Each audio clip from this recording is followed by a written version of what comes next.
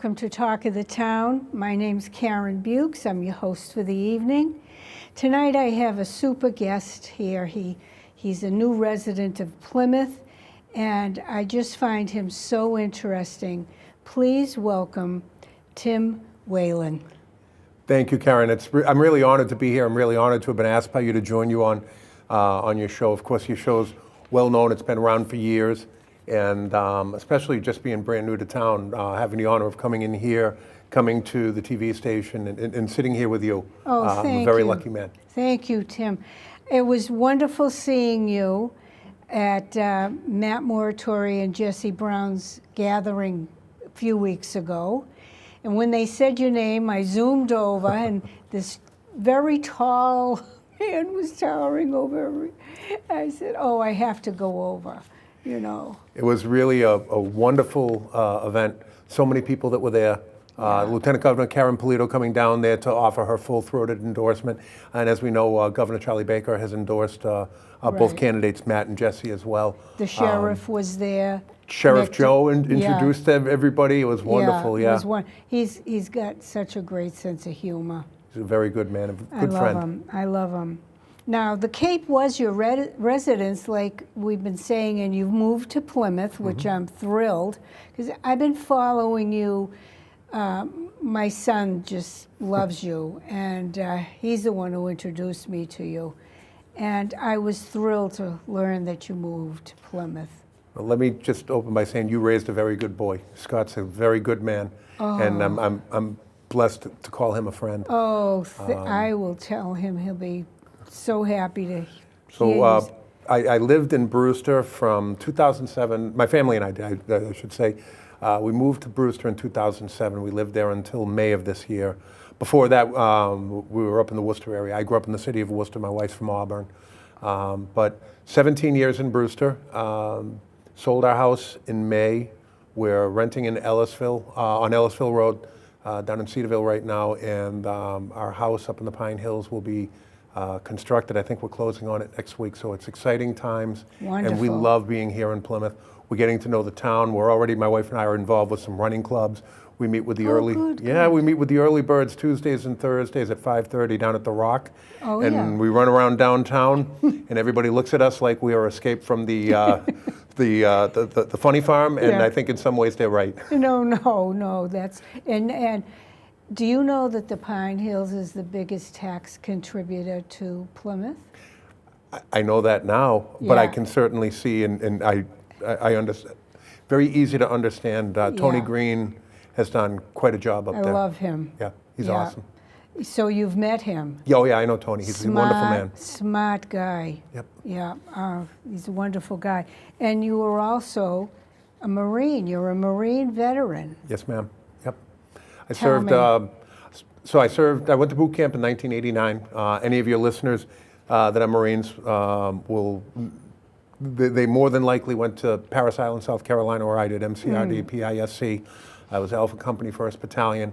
I was on the reserve side of the house, so I was Headquarters Company 25th Marines, and I was a truck driver, Motor T. So one of the best jobs you can have in the Marine Corps, at least from where I'm sitting, is being a truck driver, and it was a natural fit for me because growing up, I grew up not a wealthy kid. I drove around in junk boxes, and I had to go to the junkyard and turn wrenches to keep my vehicles running.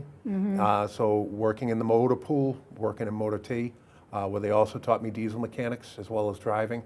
It was really, really good for me, and I'm really glad that I did it. Marine Corps made me very much the man that I am today. It does that, doesn't it? Yeah. It grew me up fast. I've been with my wife. My wife and I started dating in high school at 16. She's the only girlfriend I ever had. We got married right when she graduated college, so she probably, without question, made me more of the man that I am. But I was a little older when I went to boot camp. I was 21. I still had some things in life I had to figure out, and I came out of the Marine Corps with direction, laser beam direction. Absolutely. And it's been aiding me through everything that I've dealt with in life going forward. It should, the services. Yes. And we got to get those services back to being men. But, and your wife works in Plymouth? Yes, yep, my wife Lisa She's program director for the Massachusetts Department of Correction. Very smart woman. She's got a PhD and 3 master's degrees. Wow. But she made, as smart as she is, she made one mistake, and that would be me. Oh, No, I'm only kidding. stop. So she's a program director for DOC, and she runs what they call the Recovery Pathfinder program for people who've been placed in Section 35 for drug and alcohol abuse. Sure. And her team, what they do is they provide services to them upon release to try and help them reintegrate into society. How wonderful. And they have a greater than 90% success rate That's for people wonderful. not being recommitted on a Section 35. So her team's doing God's work. Absolutely. Is she under the Sheriff's Department? No, she's under the Department of Correction. Correction. Yep, Massachusetts Department of Correction. We have a phone call. My goodness. Hello, you're on Talk of the Town. Yes, my name is Matthew E. O'Neill. I'm an Amazon.com author. I'm also a former athlete. I KO'd a 2-time U.S. Armed Forces super heavyweight boxing champion. The results helped produce Plymouth, Massachusetts baseball scholarships. It's in the book Ever Repeating Out Boxing Archives, which is in the Plymouth Public Library. Okay. The reason for the call is Plymouth has a population of 66,000 people as of 2024. If the population were to exceed 80,000, do you think it would be a good idea to turn Plymouth into a city and have a mayor running it? Okay, I'll answer that question for you. I think it needs it now. I was a town meeting member for many years, maybe 18 years. But I think the town, the budget, everything the town needs, it's time. I don't know about a mayor, maybe a town council. I did help Barnstable at the time bring in their town council, changed from what they had. It's going to be about 72,000 soon. So I thought it needed it at least 10 years ago, because between the budget and things moving so slowly that a town meeting only meets twice a year, and to meet more often is not conducive, that we do need a change in government, but it's extremely hard because town meeting members don't want to give up their power. Are you still there? Oh, yes. Because Cape Cod has a population of 210,000 people, and it's 71 miles from Hyannis to Boston and 61 miles from Hyannis to Brockton. So if you live on Cape Cod and you want to go to a city, it's really far away. I think that Plymouth is 100 square miles of landmass minus the water, which means it's twice as big as Boston is. So I think that we definitely have the space to become a city and maybe get 100,000 people in this town. Well, did you know that on paper it would be known as a city, but Plymouth will always be known as a town? It can be done that way for those that don't want to be called a city. But you get many, many benefits from being under either a mayoral or a town council form of government. Many, many benefits. But I thank you for the call. Okay, well, thank you. Thank you. That was very interesting. No, it's good, and you made a good point.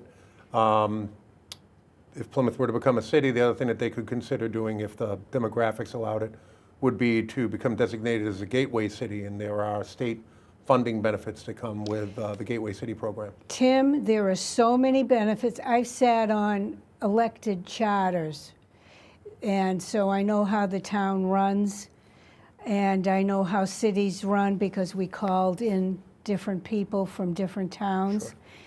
And there are so many benefits, money-wise and prestigious-wise and other things that we're missing out on. But, like I said, town meeting won't give up its power. Right. And it's run by basically liberals. So it's a dilemma. I was going to be a town meeting member. I got over 200 votes this past year because people wanted me to run. I had been one 18 years, and when my husband died, I left it. Came back, got over a lot of votes, and I just said to myself, no, it's not a place I want to be. Sure. So, but let's get back to you. I have not yet begun to bore your watchers yet. No, that's wonderful what your wife's doing. Yes. Absolutely wonderful. She's a wonderful woman. That is God's Yep. work. Because kids, adults even, they get caught up in this, and it's a monkey on their back. Not only that, kudos to the Department of Correction to have formed the program, and I believe it's about a 6 or a 7-year-old program. They started the program, basically built it from the ground up and have supported it every step of the way. And they've not only turned lives around, they've saved a lot of lives. Saved a lot of lives. So kudos to the Mass Department of Correction. Now, you were a state police officer. Yes. A statey. I was a statey. I love it. I drove around real fast in one of them two-tone blue cars. Love right? it. 21 years in the Massachusetts State Police. I went to the academy in 1992, the very first class that graduated from the academy in New Braintree, when they moved it from Framingham to New Braintree. And I served until November of 2013 when I retired to run for political office. During those 21 years, probably the best years that I spent were on the state police truck team, and I became a specialist in the transportation of hazardous materials, as well as hazmat and cargo tanks and other bulk packages. We'll get to that. We'll get to that. Yeah. And then when I retired, my last two stations I worked out were out of the barracks in Bourne and out of the barracks in South Yarmouth. Oh, so you were right at the circle. Yep. So we cover the town of the Bourne barracks. We cover the town of Plymouth. Yeah. The Bourne barracks covers Route 3 up to the Totem Pole Rest area, the old Exit 5. Oh, sure. And then they cover down Route 6 to Exit 4. Now, something funny we talked about, you stopped my son for speeding. It was, I think he said... I hope he got the lead out of his foot. Yeah, he did. I think he said it was 89. And he said, you had such a great manner about you. Now, he was young, and you made him laugh, and you just relaxed him. And from that moment on, he loved you, and you became friends. Like I said earlier, I'm very lucky to call Scott a friend of mine. You raised a very good man. His father did an excellent job. As did you. Thank you. Now, you were working on 9/11. I was on 9/11, and I like to tell the story. I didn't do anything fantastic, but it's a story worth telling. Is that a lot of us that are old enough to remember 9/11. I'm not old enough to remember when Kennedy was shot because I am. President Kennedy was murdered before I was born. Yeah. And I grew up hearing everyone say that everyone knew where they was were when they awful. found out about that tragic event. Changed everything. And 9/11 was my generation's version of it. I'm Generation X. Oh, yeah. And so that morning, I had worked a detail on the turnpike the night before. The next morning, I had taken a few hours off on vacation time, and just to get some sleep, because I had worked the night before. And my sergeant woke me up with a phone call, told me to put on the television. I put on a television just in time to see the second plane hit the tower. Knew that we were at war, and suited up, and just went out. And I sat in the parking lot of a school, my school that my kids were at. Like a lot of police officers did. We went to places that we thought would be high-value targets for such a evil and despicable enemy as Al-Qaeda. And ultimately, we had a team meeting at about 2 o'clock that afternoon. And I was told by my sergeant, pack extra sets of clothes, food. You're probably Sure. going to be gone for days on end. At 2 o'clock, he said, no orders, you're going to go home. I said, we just had 2 of the planes took off from Boston. We're going home. So yeah, the job's not authorizing overtime. So what I did was, for the next few days, I went down to, again, this is up in the Worcester area. it used to be interchange 10 in Auburn, where you get off the Mass Turnpike to get onto Route 290. Yeah. Right at the tolls, I was standing out there at parade rest, my hands behind my back, with my cruiser on, with the blue lights on and everything else, and I just wanted people to see a police officer paying attention, watching things. And as I did, when I first started doing it, people were coming through the tolls, and they were beeping the horn, hanging Yeah. out the window, waving, saying thank you, and it seemed that it was really helping people feel better, because we all remember how scared we were. Yeah. You know, one shoe dropped, we were waiting for the other shoe to drop too. So for the next like 3 or 4 days, I spent 16 or 17 hours a day up at Interchange 10 in Auburn, just doing the same thing, just standing there, letting people see. I was pulling cars over. If I saw something that looked suspicious, I'd pull the car over. I mean, I was actively working while I was there too. But the whole intent was just people really needed to feel safe, and I thought that the blue lights and seeing a uniform and a policeman on the job would make them feel safe. Absolutely. By the end of the first day, the American flags were being put on the back of pickup trucks, and people had them in their cars, and they're waving, and they're going through. And I think we can all remember the sense of national pride, national unity that we had, because these evil doers pushed us, and we knew that we had to get together, unite, in order to be able to push back.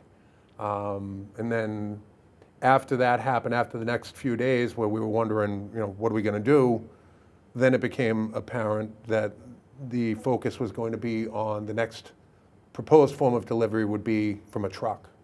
Yeah. So then we ended up spending the next several months working 12, 14, 16-hour days, particularly down in the Boston area. And we were checking intermodal Yeah. containers coming in. Yeah. I was like Johnny Geiger counter. I had the Geiger counters going over all the trucks, Sure. measuring to see if there was any radioactivity. We had troopers in the tunnels in Boston, and we were doing just random spot checks. But I'm still just in awe. I did very, very little. I'm in awe of the people. I have a dear friend of mine, my friend Tommy Fuller, who retired from the New York State Police. And he was down there, and he saw the towers collapse. He ran for cover, and then he ran back out and jumped on the pile. And he was down there for weeks and weeks and weeks and months. I'm in awe of heroes like that, FDNY, NYPD, the Port Authority, God bless them all. We have a selectman here. He's the chair of the selectmen. His name is Dick Quintal. Okay. At that time, he was given permission to go to New York. I think the police chief or someone went with him. They drove.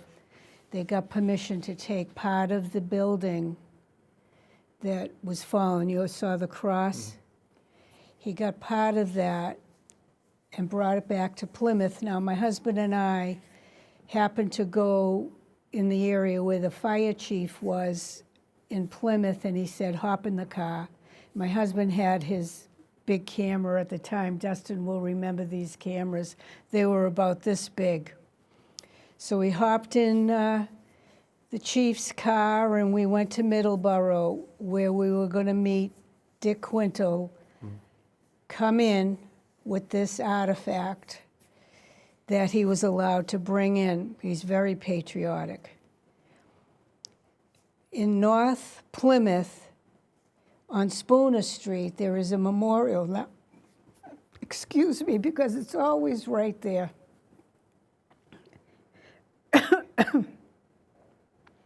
There is a memorial, and the material is there. It's a big girder, and Dick made a shrine out of the whole thing, and people visit that. If you ever want to see something beautiful. And on our trip home with this, the firemen were all lined up on the street, and they saluted Dick as he drove by. It's still right there. It wells up. I can't help it. It's like it was now. And I'm sorry, I apologize. No apology necessary. It's having a soul and remembering the beautiful lives that were snuffed out by hatred and ignorance on that day. And it's good and it's right that you still have these feelings and Oh. that we're still honoring the lost and those they left behind to this day. It never goes away. Never goes away. So you enjoyed your tenure at the state police? Very much, I did. Yep. Over 20 years. 21 years, and I started with some of the best, some of the greatest people in the world that I work with. I say, they say that you'll be judged by the company you keep, and the troopers that I work with, the women and the men that I work with in the Massachusetts State Police were excellent. I'm blessed. Many of them live here in Plymouth, Yeah. and I still see them around. I've been retired now for about 11 years, and I still see them around, and I miss them. They have an old saying that when you retire, you don't miss the circus, but you miss the clowns. Oh, yes. I don't remember his last name, but a state trooper was good friends with my husband, Tommy. He lived in Cedarville. He was a state trooper. And Ken was also friends with a guy named Iggy. And he became the chief, I think, on Martha's Vineyard. Okay. Or Nantucket, one of those. But Sure. we always had them in the house, and it was just great. I felt so safe. From there, you went to be a representative in, talk about that. So I ran for the open seat for a state representative in the 1st Barnstable District. Comprises the towns of Brewster, Dennis, Yarmouth, and a small part of Barnstable up in Barnstable Village. It was an open seat. I ran for it. It was I was unopposed in the primary, and I won the election. It's very much a purple district, that 1st Barnstable. It's changed. It's gone a little bit more blue. And I got sworn in 2015. I got sworn in on the same day that Matt Moratori got sworn in. So he's my classmate. Yeah. And it was also the same day that Vinny DiMacedo got sworn into the state Senate. Vinny's a dear friend of mine. Vinny, and yeah. We've done so much together. I love him. And they were great. Vinny and Matt they're great friends to this day. So I spent 8 years serving as a state representative. I served primarily on the Joint Committee on Ways and Means for 6 years. I spent 8 years as the ranking member on the Joint Committee on Public Service.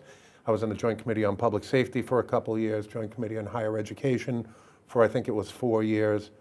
And then I did not run for re-election in 2022. I ran for Barnstable County Sheriff in 2022, and I lost that race in a very close race. It was, I believe it was around 3%, 3.5%. Oh. And that's my way of being timed out of politics. So I left office in January of 2023, and I'm not looking back at all. I love being out of politics now. I don't have to let I don't have to let anybody's opinions bother me. I can just be me and be myself, and it's a great place to Well, be. you were, from what I understand, a rare bird, just like Matt Moratori is. You didn't want to ruff feathers, but you worked for your constituents. And if someone said to you, they're not going to like this in the State House, if they said to you, the State House, Sure. the Democrats weren't going to like it. There are times when you don't care. Because when I was up there, and I remember, and Matt will tell you the same story, he knows how it goes too. They say, well, geez, leadership's not going to like this.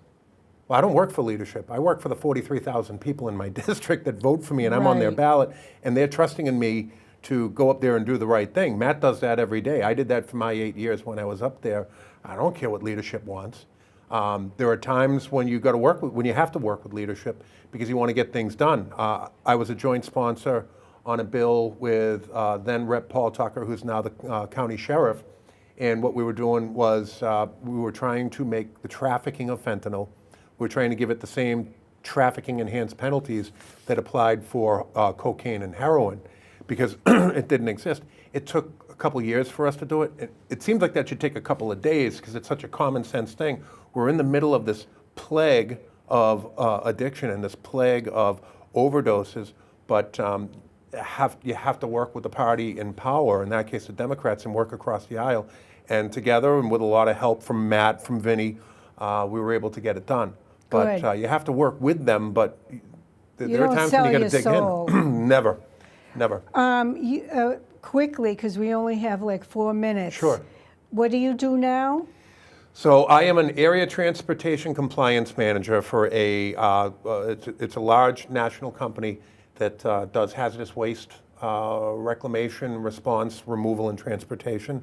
I'm basically taking the skills that I learned on the state police truck team as it comes to the hazardous materials transportation under Title 49 of the U.S. Code, and I make sure that my company and our drivers and our vehicles are all in compliance and that we're doing all of the things that we need to do for hazardous materials transportation, like placarding, marking, labeling, shipping papers and waybills, and the like. And then I also do an awful lot of training.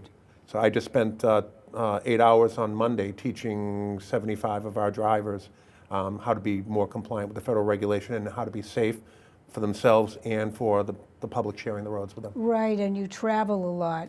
I do. I travel 25% travel. My area is the eastern quarter, eastern 1/3 of the U.S. as well as Quebec. Wow. So I get around. So just quickly, you referenced J.D. Vance's pink tie. Yes. Tell us why. So the night of the debate, I shared a post with J.D. Vance wearing a pink tie on my social media, my personal social media. And I did so because my wife's a breast cancer survivor. My wife was diagnosed in 2018 with in situ, ductal carcinoma in situ. She was very, very lucky. It was stage 0. And they found it on a mammogram. So this being the month of October, it's a great time to tell your audience at home, ladies and gentlemen, get checked. Please, get checked. My wife, they found it very, very early, and it was a relatively benign procedure with a little bit of radiation, and she's healthy by the grace of God. Your wife and I have that in common. The exact same God bless thing you. happened to me. The exact. And I can't believe that, but that was exactly what happened to me. So you know better than anyone. Yeah, she's blessed, I'm telling you, because I felt blessed. And I want to thank you, Tim, for coming on the program. Thank you for having me. You're welcome here anytime. You're a really great guest, and I think we could have talked for another half hour. I enjoy talking with you very much. Thank you, Karen. And I'll see you around. Oh, yeah. Because when Matt wins and Jesse wins, we'll probably go to the... Vote Matt, vote Jesse. That's right. All day long. All day long. Thanks so much, Thank you, Tim. Karen. I appreciate it. Thank you. Thanks for tuning in. I'll be here next week with Matt Moratori and Jesse Brown. They're running for state rep and the Senate. Thank you very much.